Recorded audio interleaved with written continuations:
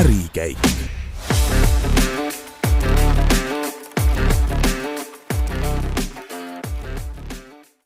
Tervist, head kuulajad! Eetris on Geeniuse podcasti Ärikäik, 3. osa.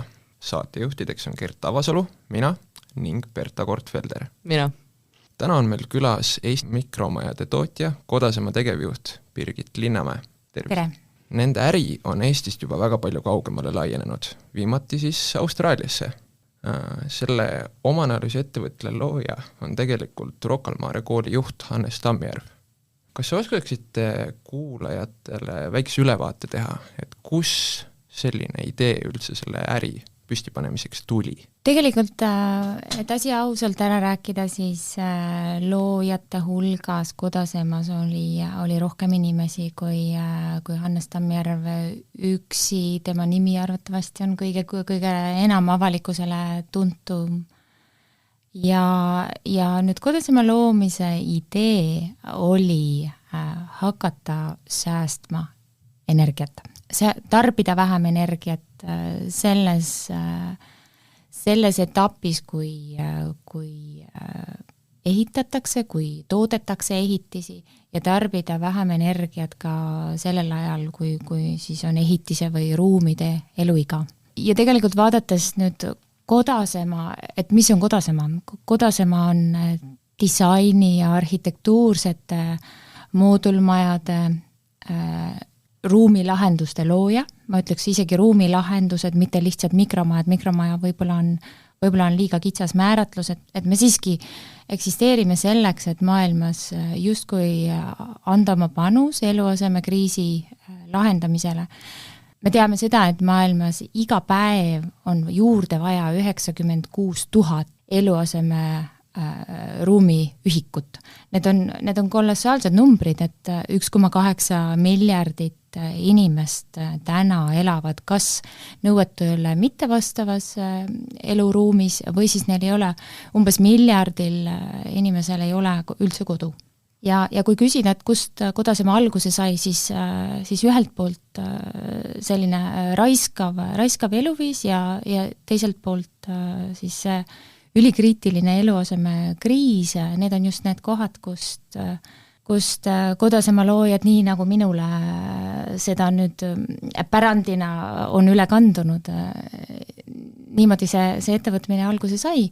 Ja muidugi siin foonil tuleb kindlasti ära märkida ka Kodasema peaarhitekt Ülar Mark, kes siis on nagu advokaat selle eest, et ruumid ei pea olema, et olla väike, ei pea ruum olema kole. Ja selleks, et olla taskukohane, ei pea ka olema kole. Et ilusa maja arhitektuurselt meeldiva linnaruumi tegemine ei ole ilmtingimata kulukam, kui on siis väiksema arhitektuuriga või mitte arhitektuursete arhitektuurile tähelepanu mitte pööramine. See on jah selline meie lähtepunkt olnud ja kliimateadlikkus kindlasti on Kodasema tänane absoluutne selline põhivõtme küsimus, et oleks olnud ilmselt väga lihtne hakata tegema mooduleid, konteinereid ja paisata neid arvukalt üle maailma, aga meie oleme hoidnud oma fookust just kliimateadlikkusel, ehitusfüüsikal, asjade väga õigesti ja püüdlikult tegelemisel, et tõenäoliselt sellepärast on see teekond olnud ka konarlikum, aga me tõesti tahame teha maailma paremaks. Kas ma saan õigesti aru, et te näete ennast pigem taskukohase lahendusena, mitte nagu luksustootena? Jaa, kindlasti taskukohasus on olnud meie eesmärk algusest peale, kuigi siin raadiokuulaja või podcasti kuulaja natukene muigab selle koha peal, sest alguses me oleme palju puutunud kokku selle müüdiga, et rikkad tegid justkui endale maja. Et esimene koda oli tegelikult betoonist ja jällegi miks betoon, sellel olid mitmesugused insenertehnilised põhjused, aga tänaseks on koda hind väiksemaks muutunud juba mitu korda seoses uute tehnoloogiate kasutamisega, et kõik kodad hetkel on puidust ja samal ajal me rakendame uusi tehnoloogiaid oma sidusettevõtetes, mis ulatub robottootmiseni välja, moodulite koostamine robotite abil, et kindlasti see taskukohasus on üks ainukene viis, milleni jõuda, et maailma seda eluasemekriisi ära lahendada ja kuidas säästa. On võimalik ainult operatsioone siis tootmist paremini korraldades ehk, et personalikulu on väiksem, sest materjalikulu tegelikult väga palju vähendada ei saa. Me ei saa teha 3-kihilisi akna asemel 1-kihilist akent, sellepärast et see teine vundamendi plokk, et me tahame olla kliimateadlike ruumilahenduste startup, et see on nagu see A ja O. Et siis tuleb asju lihtsalt targemalt teha ja skaleerida suuremas mahus ja targemalt. Et jah, kindlasti taskukohasus on meie eesmärk. Selleni jõudmine on võtnud aega, aga insener-tehnilised lahendused võtavadki palju aega.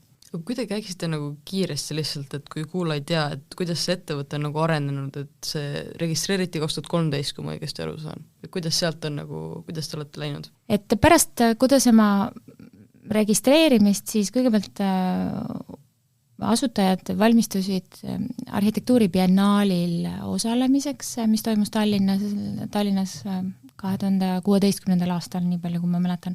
Ja 2016, tähendab siis 2013 oli see füüsiline ettevõte, loomine või asutamine, aga sisuliselt peamine insener-tehniline arendus toimus 2015, mille tulemusena jõuti siis nii-öelda selle esimese insener-tehnilise lahenduseni, milleks oli kodabetoon, millega osaleti arhitektuuribiennaalil ja võideti 2006. aastast alates väga palju üle maailma arhitektuuri auhindu ja siis muidugi üks asi on toote valmis tegemine ja teine asi on siis turule jõudmine. Turule jõudmine, me ilmselt saates hiljem puudutame ka ekspordi teemat, et väikesest Eestist laia maailma jõudmine on väga suur väljakutse ja väga suur samm, et kõigepealt tuleb maha müüa see riik, kust me tuleme, ehk Eesti, siis tuleb maha müüa iseennast, et võita usaldus ja siis saab alles hakata toodet müüma, et see on kindlasti valdkond ja teema, millega Eesti väikese ja keskmise suurusega ettevõtted väga palju kokku puutuvad ja hinnatundlikkus selle betoonist maja tegemise juures, et kui me arendame niivõrd keerulise insener-tehnilise toote, siis ta oli tõepoolest, oli väga kallis alguses. Ja sellest edasi tuligi otsus hakata tegema täpselt samasugust arhitektuuri, täpselt samasugust disaini, aga teisest materjalist. Ehk mõõdud jäid samaks, nii nagu algsel kodal ja hakkasime tegema puidust kodasid. Mis oli ka loogiline jätk, sellepärast et Eesti on Euroopas kõige suurem puitmoodulmajade eksportöör ja maailmas 4. Seega siin on väga palju võimsust toota ja see oli igati loogiline jätk, et toota kodamajasid koos partneritega, ehk mitte pusida ise oma kapitaliga ehitada järgmist hiigelvabrikut, vaid keskenduda sellele toote arendamisele ja turgudele, kaubamärgile. Et siis ühesõnaga jõudsime 2016. aasta arhitektuuribiennaalist 2017. aasta puidust kodadeni. Esimesed siis valmisid 2018. aastal. Mina ühinesin Kodasemaga 2018. aasta algusest, kui Hannes Tammjärve kutsus mind appi panustama. Mul oli tollel hetkel siis juhtimiskonsultandina natukene vaba aega, nii ma sellise 10 tunniga nädalas alustasin. Ja olles kogenud Eesti erinevate väikeettevõtete või keskmise suurusega ettevõtete ekspordi edendamise valdkonnas, olles elanud erinevatel välisturgudel, siis oli see ka küllalt loogiline jätk, et ma pool aastat hiljem ühinesin Kodasema juhatusega. tänaseks olen ka üks osanikke. Ja siis panin kokku oma tiimi, kellega me siis Kodasema maailma oleme viinud sinna, kuhu me täna oleme jõudnud. Aga mis on nagu põhilised põhjused olid, et mis põhjusel teile nagu usaldati terve see suur ettevõtmine? No siin võib-olla peaks vaatama, et kuidas üleüldse see ettevõtetele juhte valitakse või kuidas üleüldse personali valitakse. Et ma arvan, et see isiklikkuse komponent on alati kuskil seal olemas, et nii oli ka minu teekonna algusel Kodasemaga seoses, et meil Hannesega on üks ühine väga hea sõber, kes tutvustas. Ja parasjagu oli selline olukord, et Kodasemal oli vaja seda järgmist sammu ja minul oli justkui see kogemus ja justkui see võimalus ja see taust ja see nägemus, et saaks õnnestuda küll ja jaksaks intensiivselt tegeleda, et ma arvan, et see oli see situatsioon, et oli see tutvus, see sõber, kes tutvustas meid ja siis samal ajal mõlemal nagu see ajaline aken, et ühel vajadus ja teisel võimalus, tavaliselt nii need sellised kontaktid tekivad. Mis sa tunned, et mis on teie nagu suurim tugevus Kodasema tegevjuhina, mida te olete ettevõttesse toonud? Ja see ilmselt ei ole nagu hea küsimus minule, vaid ikkagi peaks tiimi käest küsima.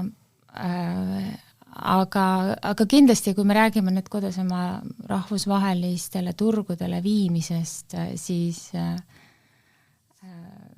minu 11 võõrkeeleoskus, minu praktiline kogemus töötades maailma erinevates kultuurides, sealhulgas Aasias, ma räägin muuseas ka korea keelt, ja kui esimene selline kõige suurem väljakutse Kodasemal oli välisturgudele minek, siis oli see väga loogiline teha seda ühtpidi nii läbilöögi ärilise suure pilgu ja strateegina, kui teistpidi kultuurikompetentsi ja suhtlust tundes ja muidugi ega see ei ole selline tavapärane ülesanne, et see Kodasema juhtimine on kindlasti tiimitöö, pean siia ka juurde ütlema, et mitte ükski juht ei tee kunagi midagi üksi. Meil on väga, väga tugev multitalendikas tiim täna ja oleme kindlasti kõik, mida me oleme teinud koos.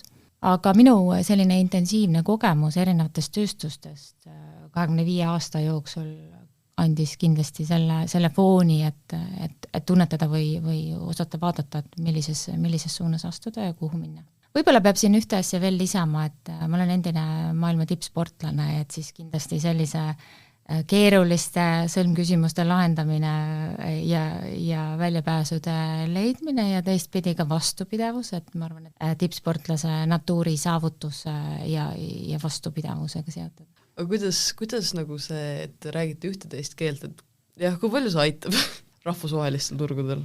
Minu meelest on keeleoskus ja selline kultuuriline taju või üleüldse ka inimestest arusaamine. See keeleoskus käib alati koos psühholoogia valdamisega, sotsiaalpsühholoogia valdamisega ja üleüldse võib-olla lihtsamalt öeldes lihtsalt inimestest arusaamisega, et asjad sünnivad tegelikult ju mitte ettevõtete vahel, vaid inimeste vahel. Ja siis esimene asi, mis on vajalik selleks, et inimeste vaheline arusaam tekiks, on see, et meil peab olema viis, kuidas me saame suhelda. Nüüd suhtlemiseks kindlasti on siis kõige parem on seesama keel ja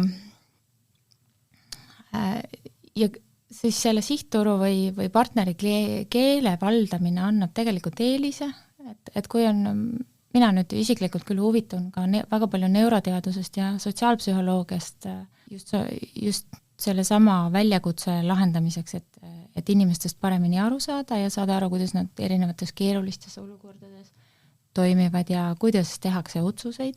Et kui rääkida ettevõtte välisturule viimisest ja reaalselt siis välisturgudelt müügitehingute sõlmimisest, siis me peame tegelikult aru saama sellest, et kuidas toimib inimene, kuidas temaga suhelda saab ja mismoodi ta otsustab.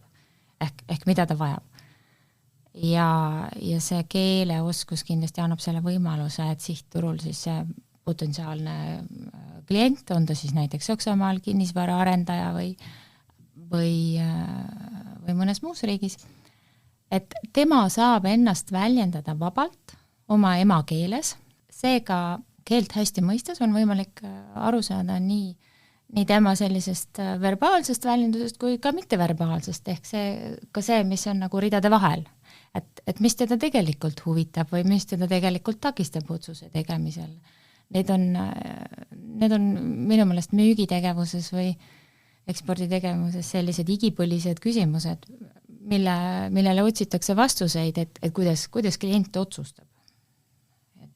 Jah, nii palju siis sellest keeleoskusest. Ja ega keeleoskus muidugi nüüd välisturgude valikul ei ole ainukene parameeter. Et kindlasti on teatud turgudel võimalik seda teha ka inglise keelega, väga paljud inimesed räägivad inglise keelt. Et nüüd see turgude valik üleüldse on ikkagi, seal on erinevad kriteeriumid, kuidas turge valitakse, et mina olen alati osanud nii Kodasema vaates kui ka teiste ettevõtete vaates, kellega ma siis mentorina või juhtimisnõustajana kokku olen puutunud. Ma alati vaatan seda suuremat pilti, et mida juba ollakse ära teinud ja kus juba on kontakte, et kus tekib see mingisugune seos, see mingisugune isiklikkus, et kui me enne ütlesime, et me peame kõigepealt maha müüma oma riigi, sest inimesed sageli ei tea, mis on Eesti. Minu tavapärane lause on need juba, mida ma ütlesin, et Eesti on Euroopa kõige suurem puitmoodulmajade eksportöör, maailmas 4, et me oleme digiriik, meie valitsus ei kasuta paberit, sellised sõlmküsimused, mis nagu inimestes tekitavad usaldust ja ka huvi. Lisaks startupide osakaal Eesti SKP-st, need on märkimisväärsed faktid, mida väga paljud ei tea. Ja kui on tekkinud siis selle riigi vastu huvi, siis minu järgmine samm alati on see, et tekitada iseenda vastu huvi ja nüüd osates seda keelt, see on selline minu võte, püüda siis mõjuda oma hea keeleoskusega, püüda mõjuda siis sünnipärase võõrkeele rääkijana või kuidas öelda, siis püüda mõjuda sakslasena, kui ma olen sakslastega suhtluses ja püüda mõjuda itaallasena, kui ma räägin itaallastega ja nii edasi. Ja see tekitab juba teistkordse huvi nagu inimestes, et ma nüüd ei saa aru, et te olete Eesti ettevõte aga miks te räägite saksa keelt? Ja siis, kui me juba õnnestub sinna vestlusesse saada, siis on mul tõenäoliselt šanss veidi suurem, et ma saan ka oma tootest rääkida või et ma kuidagi jään meelde selles valikute paljususes, mis praegu klientidel oma ostuotsuseid tehes on, et kui me räägime puitmoodulmajadest, siis kliendid tõenäoliselt otsustavad teiste Lääne, Kesk-, Põhja-Euroopa arhitektuursete moodulmajade vahel ja mõned võib-olla otsustavad võtta küla ehitusfirma ja ehitada oma maja hoopis otse krundil, mitte tehase majana. Et mingi sellise isikliku seose tekitamine ja isiklike suhete loomine. See minu meelest töötab nii ettevõtete ekspordisuhete loomisel kui ka siis Eesti valitsuses, Euroopa ja maailma poliitikas. Kui palju te tunnete, te mainisite seda, et kõigepealt tuleb maamüüa riik, et kui palju te tunnete Eesti sükest Ida-Euroopa mudatausta või taaka õigemini? Mina lihtsalt olen oma loomult optimist. Ma ei oska sellist analüüsi pidada. Loomulikult me puutume kokku sellega iga päev, et inimesed ei teada päris täpselt, kus on Eesti. Alles hiljuti käis külas üks proua kinnisvaraarendaja Norrast, kes ütles, et ta liiga täpselt ei ole kursis ajalooga ja ta täpselt ei tea. Ja kui algas Venemaa agressioon Ukraina vastu, siis me kohtusime väga palju sellist temaatikat, et me päris täpselt ei julge oma raha teile sinna Eestisse saata, sest me ei saa aru, et kas te olete nagu siinpool piiri või sealpool piiri, NATO idapiiri siis mõtlen. Aga ma ei tea, ma olen oma olemuselt ikkagi optimist ja võimaluste otsija, mitte erinevuste leidja, vaid pigem ühisosa leidja, et ma ei oska sellele keskenduda. aga kumb siis on raskem, kas nagu riigi maha müümine või ettevõtte maha müümine, kumb nendest kahest sammust niisugune suurem väljakutse on? Kõige raskem, kõige keerulisem on tegelikult saada aru ja mis paneb inimesi ostuotsuseid tegema, et mis probleemi nad lahendavad. Et kas lahendatakse ruumivajadust, seda, et on liiga inimesel siis maja, näiteks ütleme kodamaja ostes, kas lahendatakse puuduvat ruumi või tehakse hoopis hotell ja kas inimestel on maa või nad niisama uitavad ringi ja lasevad ennast inspireerida, sest neil on elus natukene vaja või meeldib ilusat arhitektuuri vaadata, et tegelikult on oluline aru saada, mida inimesed tahavad ja ma arvan, et see on teistes sektorites samamoodi, kas me räägime siin Eesti krõpsutootjast, kes ekspordib või ökopesuvahendite tootjast, et eks nad puutuvad kokku ikkagi samade otsustega. Ilmselt nad mingisuguses variatsioonis, et kas me räägime edasimüüjaga, kinnisvara arendajaga või me räägime eraisikuga, et mis nagu paneb inimesi otsustama. Ma arvan, et see tegelikult on kõige suurem küsimus. Aga loomulikult, kui võrrelda Eestiga äritegemist, ütleme Lääne-Euroopa, Saksa, Austria, Šveitsi kodaniku vaatest, siis nende jaoks on arusaadavam keskkond on nendekeelne selline saksakeelne Kesk-Euroopas on nende jaoks arusaadavam, aga küllalt palju on ikkagi ka selliseid avatud inimesi, kes tegelikult tahavad vaadata uusi võimalusi, innovatiivseid võimalusi ja tahavad muutuda, tahavad toetada seda, et linnaruum muutub, tahavad toetada seda, et teistsugused eluruumivormid või üldse ruumivormid tekivad. Kui me räägime ka üleüldse linna planeerimisest natukene suuremal tasandil, mulle alati meeldib vaadata ikkagi ka suurt pilti, et mis maailmas toimub ja mitte nüüd ainult üksikisinku tasandil, et kuidas otsuseid vastu võetakse, vaid ka siis linnajuhtide poolest, et kui me 2016-17 aastal osalesime messidel ja Euroopas vestlustes erinevate huvigruppidega väike ruumivormide tähendusest ja energiatõhususe teemas, siis võib selgelt öelda, et 2016 aastal see ei olnud inimeste jaoks prioriteet. Mis jättis natukene mulje, et kodatoode või see, mida me tegime, oli oma ajast ees, siis täna 2023. aastal ei saa seda kindlasti väita, et maailm on muutunud. Kõikide inimeste igapäevane küsimus on energiakulud ja tarbimise vähendamise ja maailma kestlikkuse, loodussõbralikkuse teemad. Seega, kui mõned aastad tagasi pigem siis linnapead või otsuste tegijad, kes annavad ehituslube, olid pigem seisukohal, et ei, ärge minu linna konteinerid tooge, siis täna on see selgelt muutunud, et saadakse aru sellisest linnade tihendamise küsimusest, saadakse aru ka sellest, et inimesed elavad teistmoodi, et meie, pandeemia näitas seda väga palju, et meie töö ja meie kodu vahel ei ole selline mustvalge suur erinevus kriips, vaid sellised erinevad funktsioonid või tegevused elus lähevad kergelt ühest teisele üle ja meil ei ole liiga täpselt võimalik defineerida, et mis siis on eluruum ja mis on tööruum. Ja teiselt poolt siis see, et linnastumine on toimunud palju kiiremini, kui inimkond oskas arvata. Ja eluruumi puudus Euroopa linnades on märkimisväärselt suurem kui see, kuidas on siis suudetud uusi eluruume tekitada.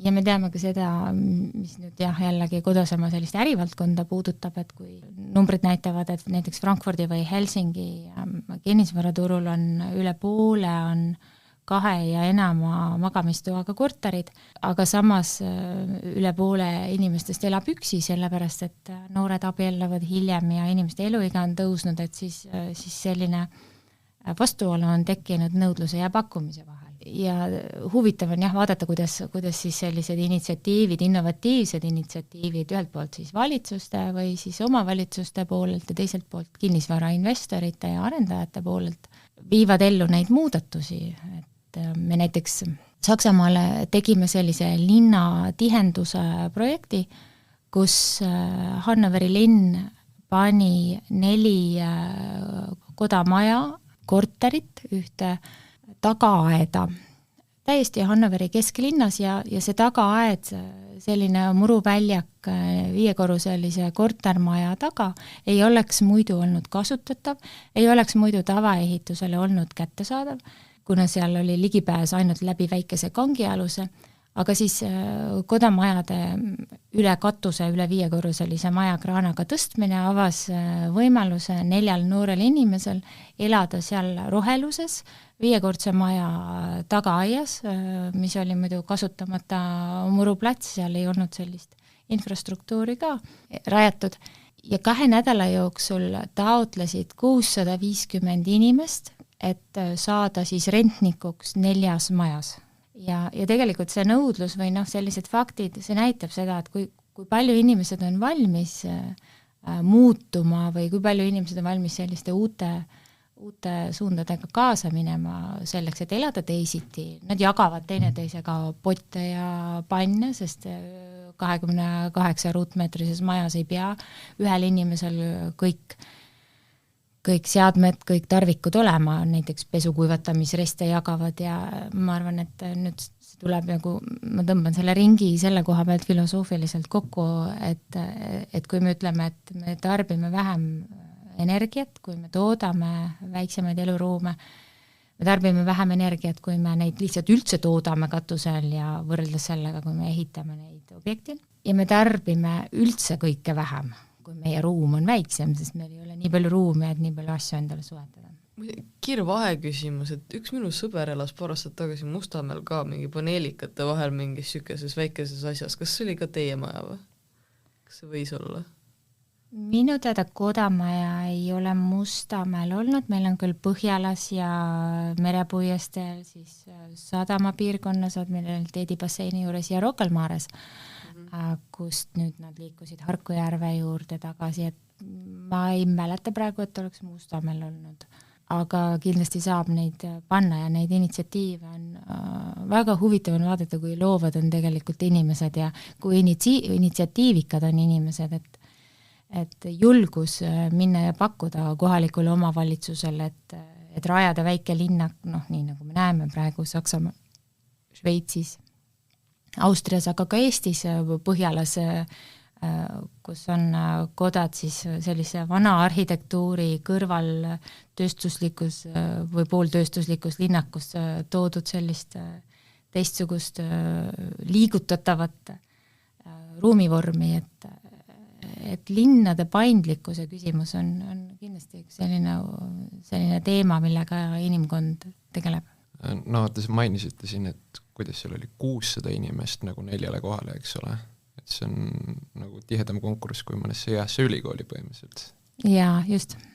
Aga kuulajale ülevaade teha, siis kus maailmas teid üldse nagu linnapildist leida võib? Kodamajad tänaseks on 15 riigis, Euroopas, lisaks sellele Ameerika Ühendriikides ja Austraalias, ehk siis 3 mandril. No me ootame küll praegu igatahes igast maailma suunast kasvu ja tegelikult mis nüüd Kodasema arengusse puutub, siis meie fookus on selgelt sellise kliimateadlike ruumilahenduste startup olemisel, ehk millega me tegeleme ehitusinnovatsiooniga, me tegeleme kasvuga ja me tegeleme digitaliseerimisega. Et nüüd tavapäraselt ehitusettevõtteid väga palju sellise või ehitusvaldkonda üldse väga palju digitaliseerimisega ei seostata. Me Kodasemas oleme arendanud välja kõigepealt arhitektuuri ja disaini, kaubamärgi, Koda by Kodasema. Meil on oma tehnoloogia, kuidas tehakse kodasid puitraamil ja Kodasemast on välja kasvanud ka selline teras- ja puidu hübriid, konstruktsioon, tehnoloogia, mis rakendab roboteid moodulite koostööks. Me näeme siin selget sellist startup-ilikku skaleerimist, mulle alati meeldib kuulata neid Restarti podcast'e, kuidas startupi ettevõtted mõtlevad minu meelest esiteks on see väga huvitav, aga mõnes mõttes ka väljakutse, et kuidas me näeme siis sellist kodasema, mis ühtpidi ühest otsast ulatub nagu väga traditsioonilisse valdkonda ja teiselt poolt teeb midagi täiesti uut. Ehk võttes siis koda digitaliseeritud mudelid, insenertehnilised mudelid, joonised nagu arvukad, sajad joonised väikese ruumiühiku tegemiseks, siis tegelikult sisuliselt ükskõik, milline ehitusmoodul tootmisettevõtte maailmas saab võtta kodajoonised ja hakata koda tootma nüüd meie litsentsi all. Ja sellisel viisil see on nagu see siis ruumilahenduste tootja skaleerimisviis, et meil ei ole küll subscribereid või klassikalisi nagu digivaldkonnas tellijaid ja korduvat käivet iga kuu tellimuse eest kellegi tarkvara kasutusest, aga meil on välja töötatud väga põhjalik intellektuaalomand, mis puudutab tööstusdisaini, mis puudutab ehitustehnoloogiat ja mis puudutab kaubamärki ja ruumilahenduskontseptsioone, siis ükskõik, kas nad on üksteise peale paigutatavad, sellised terved linnakud või üksteise kõrvale paigutatavad, enam-vähem ükskõik, mis modulaarsete ruumide tootja maailmas saab võtta meie tehnoloogia ja hakata neid litsentsi all tootma. Viimased 3 aastat on maailma majanduses ja muidugi ka Eestis olnud väga hektilised, et kuidas see teid on mõjutanud, kas on teid ka palju räsinud? No selle kohta on mul öelda see, et tänapäeva uus selline normaalsus on see, et keskkond muutub kiiremini ja ettevõtjad lihtsalt peavad harjuma kiiremalt ümber kohanema. Mulle meeldib ka see, kuidas Hannes Tarmjärv vahetevahel toetavalt ütleb, et muidugi, et suured ettevõtted, suured probleemid, väiksed ettevõtted, väiksemad probleemid, et kuidas ma kindlasti kuulub sinna väiksemate hulka täna. Aga mis nüüd puudutab sellist muutuvat keskkonda, siis et mis see siis tähendab, et tegelikult ettevõtted peavad pidevalt olema suutelised leidma uusi turge ja hajutama oma portfelli, hajutama oma riske erinevatel turgudel, ehk kui ühes piirkonnas on keerulisem, et siis on võimalik see risk asendada erinevate toodete või erinevate segmentide või piirkondade vahel. Eesti kaup või üleüldse Eestis toodetu on maailmas kindlasti selles mõttes konkurentsivõimeline, et eriti kui me saame rakendada tehnoloogiaid asjade efektiivsemaks tegemiseks, siis ühelt poolt on ka ju tõsiasi see, et meie personalikulu täna tunni kohta on veel odavam, kui ta on Saksamaal ja Šveitsis, aga tegelikult me tahame ju Eesti inimeste rikkust suurendada ja me liigume sinna suunas, et me teeme asju targemalt, mitte lihtsalt makstes oma inimestele vähem. Ehk selline digitaalsete võimaluste kasutamine ja asjade efektiivsem ärategemine, see kindlasti on nagu konkurentsivõime kodasema näitel tööstusdisaini joonised, mida saab üle kanda. Et muuseas see huvitav fakt, me enne rääkisime Austraaliast põgusalt. Nüüd litsentsivõtja Austraalias, kes tegi valmis esimesed kodad ja alustas nende müümist Lääne-Austraalias Perthis. Juhtus nii, et meie koostöö algas täpselt pandeemia alguses. Seega ei olnud võimalik reisida, ehk sisuliselt need kodad, mis on Austraalias toodetud ja Austraalias müüdud ja sotsiaalmeedias ka piltidel jagatud, nende tootja ei ole mitte kunagi ühtegi koda päriselt näpuga katsuda saanud ja ta ei ole mitte kunagi üheski kodas sees käinud. Teiselt poolt meie info, meie tootmistehnoloogia ülekandmine ja meie tootmismeetodid ja kirjeldused olid nii tõetruud, et need kodad näevad välja täiesti sellised, nagu nad on Euroopas, et minu meelest on see lihtsalt väga suur saavutus Austraalia partneritele, nad on väga suure töö ära teinud ja kindlasti ei oleks seda saanud ka muud moodi teha kui väga lähedases koostöös, et inimesed saavutavad ikkagi paremaid tulemusi siis, kui nad teevad koostööd. Aga võib-olla, et nüüd laienete Austraaliasse, aga millist turgu te oskaksite välja tuua, kus tõesti on inimesed nagu edumeelsemad ja kus see asi võetakse nagu tõesti märkimisväärselt paremini vasta kui kuskil mujal, kuhu te olete üritanud laieneda? ma tahtsin veel eelmise punkti juurde korra lisada, et üks asi, mis on kindlasti alati ka väga oluline, on juhus ja õnn, et ikka õnne peab ka alati olema, et võib olla väga püüdlik ja maksimeerida igasuguseid võimalusi, aga lihtsalt õnne peab ka alati olema. Aga nüüd, millised turud võtavad koda kõige paremini vastu või meie äri kõige paremini vastu? Siin on, sellele küsimusele on võimalik vastata nagu argumenteerituna põhimõtteliselt 2 viisil, et kuna ehitiste püstitamine ei ole lihtsalt mingi müügitrikk, vaid ehitiste püstitamiseks on alati vaja koostööd omavalitsusega ehk regulatsioonide küsimuste ära lahendamist. Seega üks asi on see, mis on need arvud, et kui palju on maailmas vaja eluasemeühikuid juurde. Ja teine küsimus on see, et missugused on siis sihtturul need ehitusnõuded, millele ühikud peavad vastama. Ja tegelikult tahaks väga unistada sellest, et ühel hetkel on siis väikeruumidega või teisaldatavate, liigutatavate majadega sama olukord nagu autodega, et nad on põhimõtteliselt igal turul ühesugused, et Prantsusmaal autod on samasugused nagu Norras. Siis võiks olla, et väikemajad Prantsusmaal on samasugused nagu Norras, aga ehituses sellist ühtlustumist on vähem. Seega see vastus küsimusele eelkõige on see, et kus on siis see ruumipuuduse probleem kõige teravam, mis kindlasti Ameerika manner on selline täiesti põhjatu turg. Ja esimesed sammud seal me oleme selleks põhjalikult juba aastaid tegelikult ette valmistunud. Et see, mis Ameerika Ühendriikides hakkab toimuma, on kindlasti väga-väga suur. Samal ajal ootan ka Euroopas erinevates riikides kasvu, et me teame, et Hollandis on puudu 300 000 eluasemeühikut, Suurbritannias on sarnased suurusjärgud, me teame ka seda, et kliimanõuded või siis energiatõhususnõuded ruumidele on muutunud palju rangemaks käesolevast aastast, eelmisest aastast. See seab kinnisvaraarendajatele teistsuguseid tingimusi ja justkui toetab uute paremate tehnoloogiate kasutusele võtta ja uute paremate ruumide turule toomist, justkui suurendab kodasema võimalusi. Aga samal pool on alati see teine küsimus, et mis on siis see müügivälp, et kui minu meelest kas Starship Technologies või AKC oli Eesti ettevõte, see pakirobotite kappide tegija, ütles, et nende keskmine müügivälp on selline paar aastat ja et kui tehing toimub kiiresti, siis toimub ta 12 kuuga, et meil kodasemas kipub ta sama olema, et täiesti tavaline on see, et klient, kes 3 aastat tagasi hakkas midagi plaanima, jõuab 3 aastat hiljem tehingusse, et see lihtsalt on selline keeruline turg.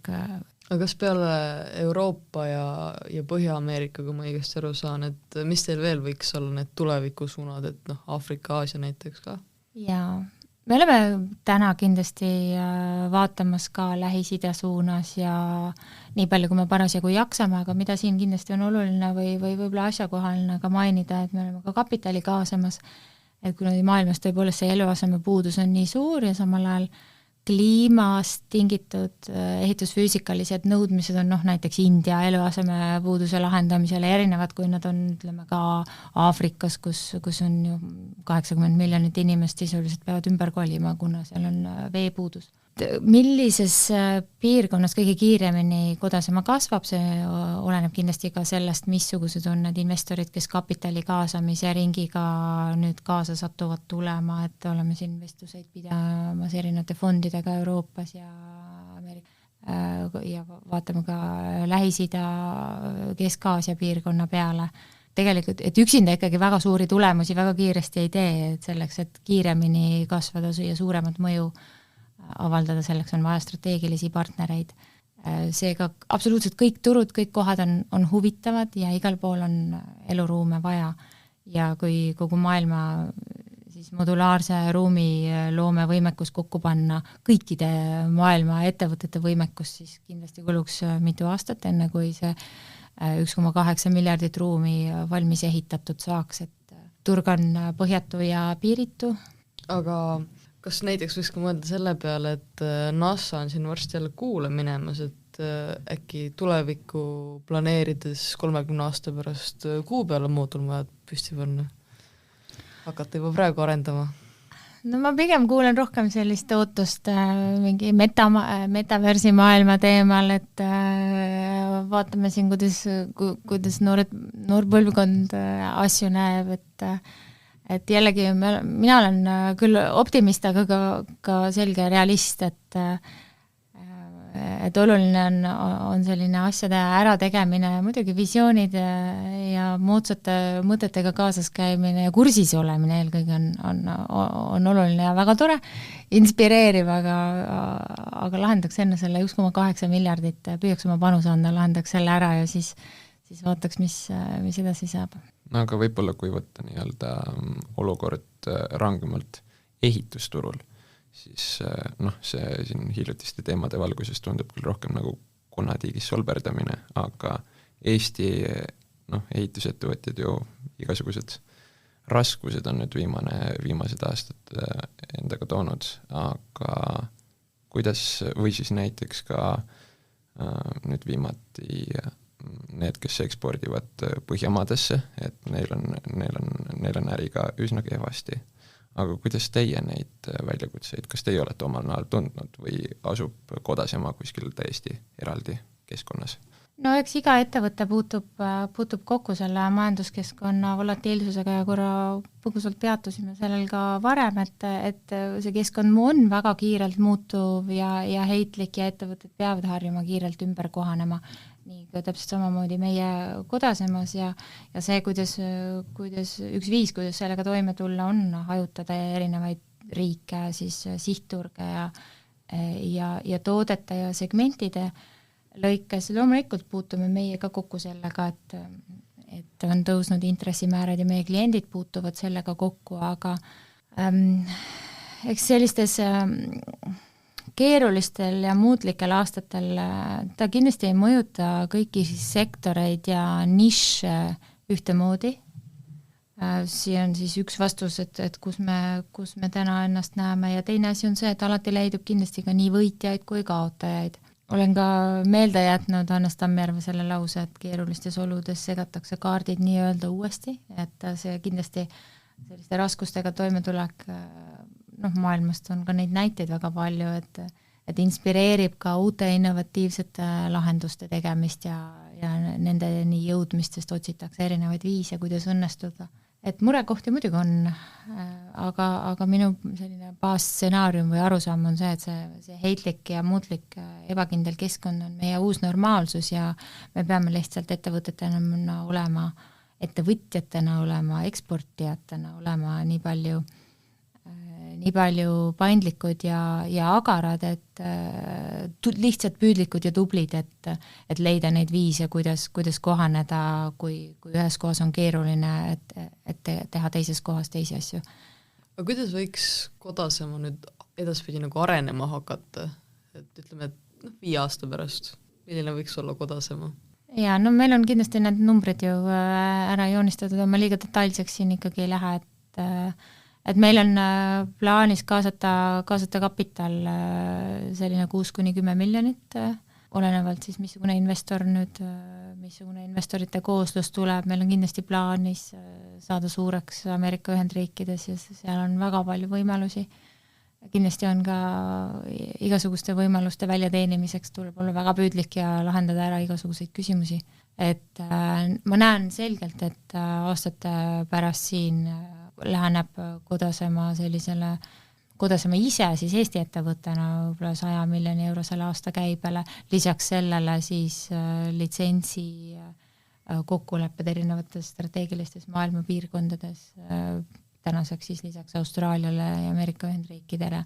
Tahaks vaadata, mis toimub siin Lähis-Idas, erinevad vestlused on käimas, et tahaks litsentseerida seda tööstusdisaini ja tahaks püstitada neid robottehnoloogilisi Kodea vabrikuid, mis on sisuliselt teisaldatavad robotmoodulvabrikud, tahaks püstitada neid arvukalt üle maailma, seal, kus kõige kiiremini eluasemeühikuid on vaja.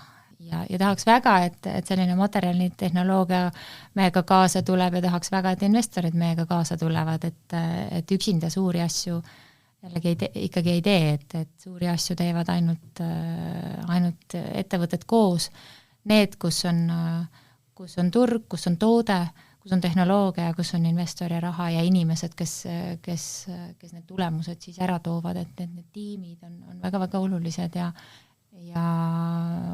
Kodasemal, Kodeal kindlasti on Kodea, mis on siis robottehnoloogia, et siin on kindlasti see tiimide võimekus on olemas, et väga häid asju teha ja suurel skaalal. Aga kas teil on kavatsus endiselt nagu jätkata kõigi 3 suunaga, ehk siis need majad ise, tootmine ja siis inseneri lahendus või pigem nagu spetsialiseeruda ühele või 2? No tegelikult see spetsialiseerumine on ikkagi olemas erinevate ettevõtete baasil, ehk Kodasema on eelkõige siis arhitektuur ja disaini poolt juhitud ruumilahenduste ettevõtmine, tuginedes siis sellele insenertehnoloogiale, Eestis puitraamile ja tööstusdisainile. Nüüd see robottehnoloogia on meie sõsarettevõte, mis on siis tehnoloogia on eraldi, millele keskendub oma tiim ja siis skaleerimiseks need litsentsivõtjad on ju partnerid sihtturgudel, et selles mõttes on see fookus alati väga-väga oluline ja endise tippsportlasena selline fookus, distsipliin ja visioon minu jaoks on need sellised 3 võib-olla hetkel olulisemat pealkirja. Ütlesite, et siin praegu on kaartide segamise aeg.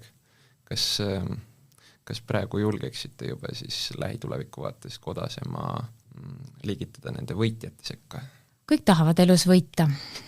Ma arvan, et oluline on olla töökas, olla püüdlik ja osata rõõmustada nende asjade üle, mis on hästi.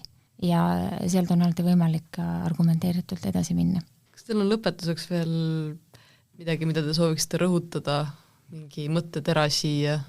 Jah, võib-olla selline arenguteemal on oluline vaadata äkki indiviidi tasandit ja organisatsiooni ja siis suure pildi tasandit, et ma arvan, et see pakub huvitavaid vastuseid ja siis tähtis on võib-olla see, et mis on siis see nauditava elu oskus, et milles seisneb nauditava elu oskus, see seisneb selliste eesmärkide püstitamise võimes ja saavutamise võimes. Ja see, mida me nagu teeme, siis me seame endale pidevalt järgmiseid eesmärke, me oleme püüdlikud ja töötame eesmärkide nimel, vaatame siis seda suurt pilti, vaatame ka neid indiviide, neid üksikisikuid, kellega me koostööd teeme, vaatame maailma ja siis liigume oma eesmärkide poole, aga vahepeal natuke rõõmustame ka, sest kui me ei rõõmusta, siis me ei jaksa edasi minna.